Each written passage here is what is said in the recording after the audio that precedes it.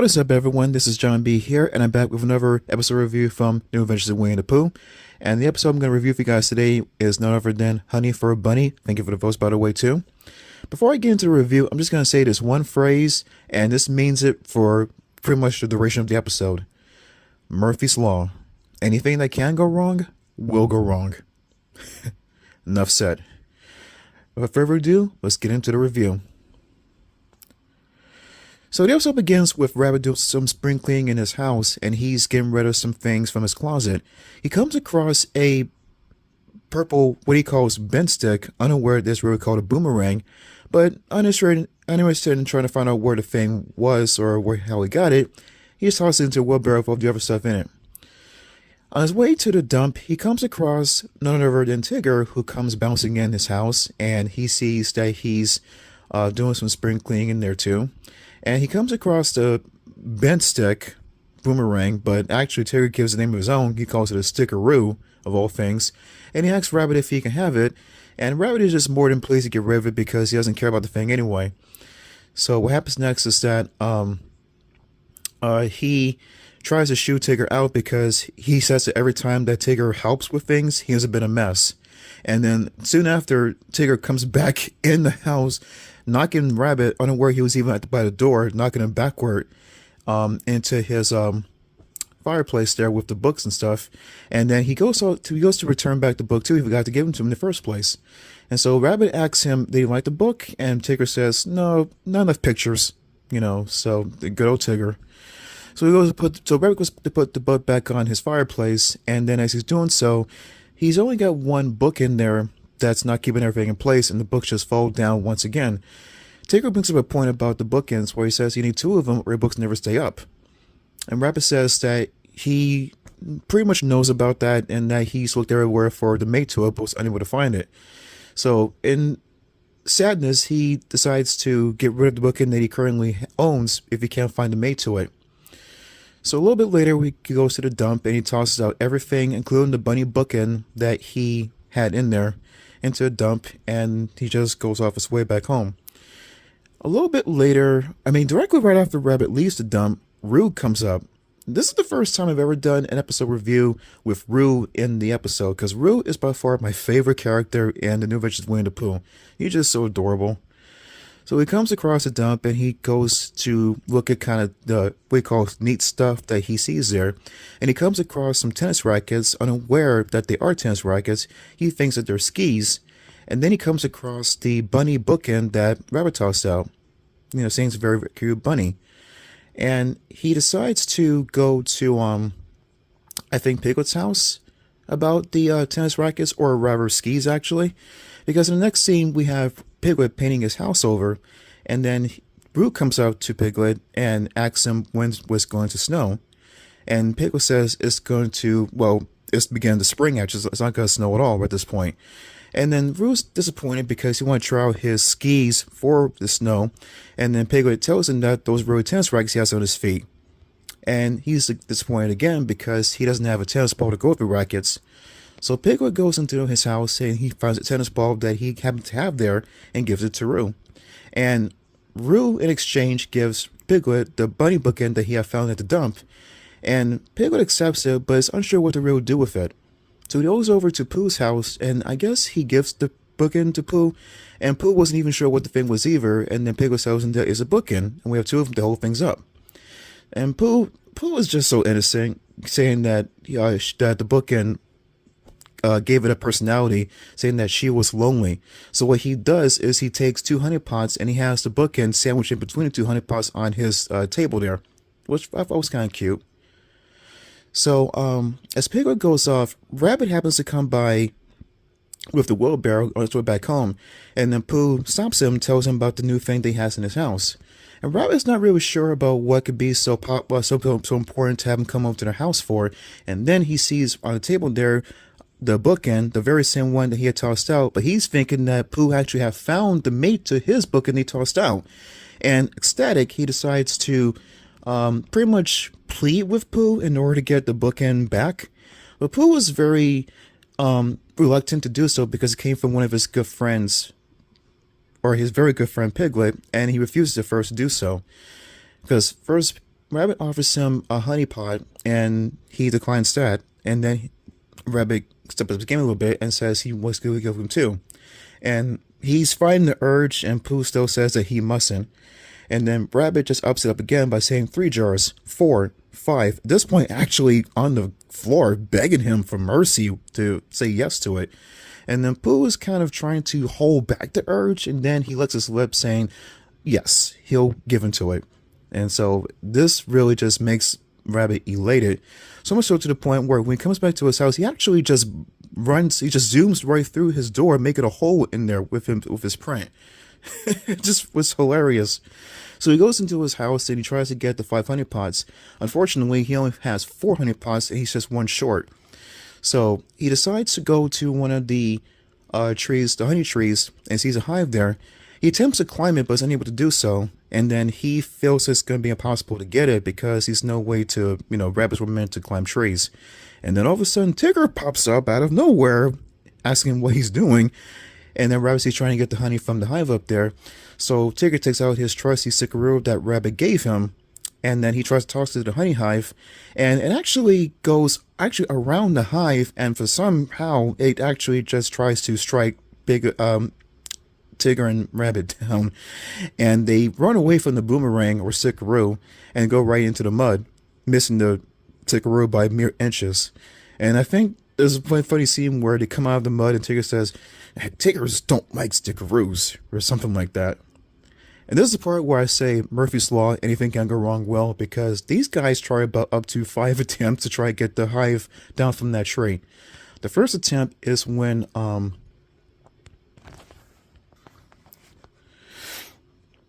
second attempt actually is when they have Rabbit wearing plungers as suction cups for his feet to climb up the tree. And at this point, I'm thinking to myself, how the heck are plungers able to actually climb onto trees? Because they'd have to be like stuck onto something smooth, not hard like the tree bark. But he's actually able to climb up the tree, or wherever, walk up the tree to get to the tree branch. But we never really see the hive attached to it, though. And at that moment, Rabbit is just kind of so happy that he's actually able to, walk up on the tree with the plungers in hand. And he says that he feels like he's a bird. And then Tigger all of a sudden says, "Duck." And then Rabbit says, "No, I'm not a duck. I'm not like a duck." He feels like a swan being upside down like that. But no, Tigger's trying to tell him that, no, duck, because the stickeroo about to come take off his head. And Rabbit does so before it actually does so.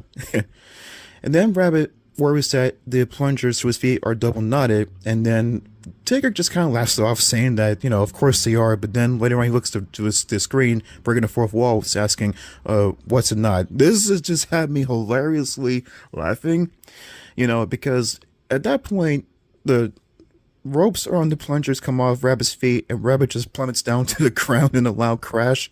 I couldn't help but laughing at that part back then. And what was even funnier was that the plungers still stay stuck to the tree branch. Again, how are they able to do that? That's made of wood.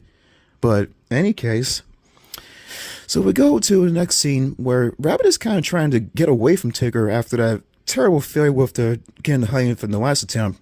And Tigger assures him that this next plan won't fail, so this actually safe is what he says.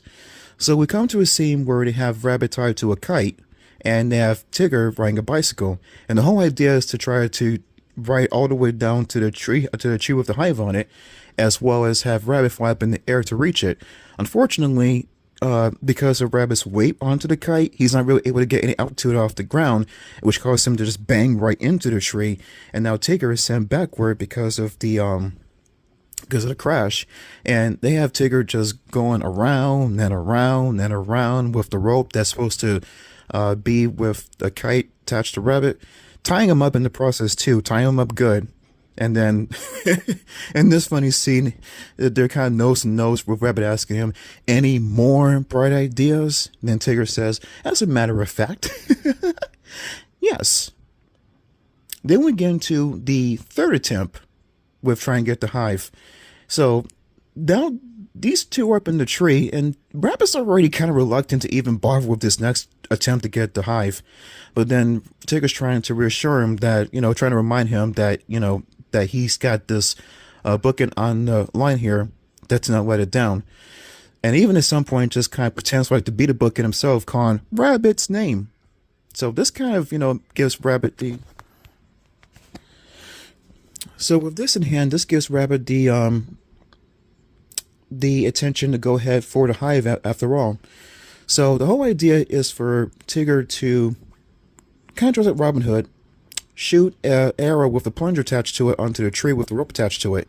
And it sticks onto the tree, but before we have to duck, because the Sickaroo is coming right back and just barely missed the two by mere inches again. So if the Sickaroo no longer a threat anymore, Rabbit swings over to the tree. He actually misses the hive by a few inches doing so, but he has no bee gear for one thing, so if he even attempted to grab it and he was actually successful with it, he would have most surely had got stung, because the bees are a threat still. So Rabbit comes back over to Tigger, telling him that it's a good idea, but the rope was too short. So what Tigger does is add more rope to the rope to give Rabbit more of a chance to swing again. Only this time, he added too much rope and it just had Rabbit kind of drive himself right into the ground. The only thing showing up afterwards was his ears. And that was another failure right there. Then we go to the next attempt, the fourth attempt at this point, to get the hive. And Rabbit's in the tree saying that, no, I'm not going to do another one of your crazy stunts. And then Tigger, dressed like a daredevil, like Evel Knievel Tigger, he says, oh, don't worry, this time I'm going to do a dangerous work. So the whole idea is they have like a catapult or like a seesaw where Rabbit was supposed to jump off the catapult and this time have Tigger grab the hive this time. But what happens is that when Rabbit comes onto the seesaw, Tigger just jumps up to a branch, or the bush actually, and comes back down onto the catapult with Rabbit still on the other plank. And this causes him to be launched into the air, and the tree that has a hive on it, he actually just goes right into the hollow log of the tree, not even getting anywhere near the hive, honestly. And he comes all the way down to the bottom, just defeated once again. And Tigger tries to console him, and then Rabbit just says, no, don't touch me, no. And he's defeated because every time they tried to do so far, get the hive has failed, and then he actually just bangs on the tree and sad to say, I'll never get that hive. But all of a sudden, his pounding on it actually caused the tree to tilt downward. Timber! So the tree finally falls to the ground, and now Rabbit is now face to hive with the coveted hive that they were searching for. Or trying to give, actually. And Tigger gives Rabbit a set of bellows, which was a pretty good idea to first get the bees out of the way by sucking the bees into the bellows into a bottle and corking it up. With the bees no longer a threat, he then gets the honey from the hive and he's forced into the honey pod that Tigger conveniently seems to have with him right there and there. So Rabbit finally gets the honey he searched for so much from the bees. And this part I thought was kind of like, funny, but it was going to go wrong in a flash, is that he takes the imprisoned bees in the bottle and he says this, the honey is mine and there's nothing you can do about it. And at that point, Tigger shouts, duck! And the Sickaroo just comes across, missing Rabbit, but actually getting the cork off the bottle, releasing the bees, and the bees get their revenge. Like, you knew it was going to happen at that point. You should have just not say anything, Rabbit, because when you taunt them, they're going to get you. And then Tigger says something about don't show him any fear, buddy boy, and stuff, as Rabbit's clearly running down the path, trying to avoid the bees from stinging him. So, the next part, I don't know how Rabbit managed to get unscathed from the bees, but he did by pushing the wheelbarrow of 5 honey pots he promised Pooh.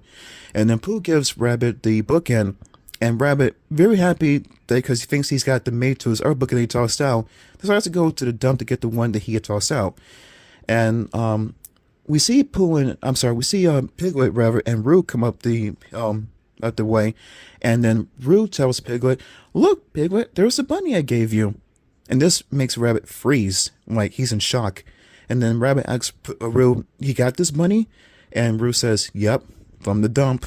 And this is the part where it's kind of funny and sad at the same time too, because It's funny because Rabbit went through all this stuff just to get the same bookend that he had tossed out in the first place, unaware of the whole thing. And it just drives him crazy, so much to the point where he actually just takes his ears, fold them over his face, just going all around and stuff, just crazily. And then to the point where he goes into a wheelbarrow of his and falls backward into it, and the wheelbarrow just takes off, going backwards itself. And then Pooh, Piglet, and Roo are trying to stop him. But I don't really see, why they would tell him to watch out, because he's not paying attention to what's going on. He's in the wheelbarrow. He's just in for the ride until he gets that loud crash at the end. And yeah, that's why I said it was pretty sad in that part. So a little bit later, Rabbit goes back to his house and takes the lone bookend, and he puts the sets of books on either side of it, because, that's the only thing he can do for right now. And then suddenly there's a knock on the door, and it's Pooh, Tigger, Rabbit, and Roo. And this causes the, when they just open the door, the force of the door opening kind of just sends all the books he put up there just fall down Rabbit's head again.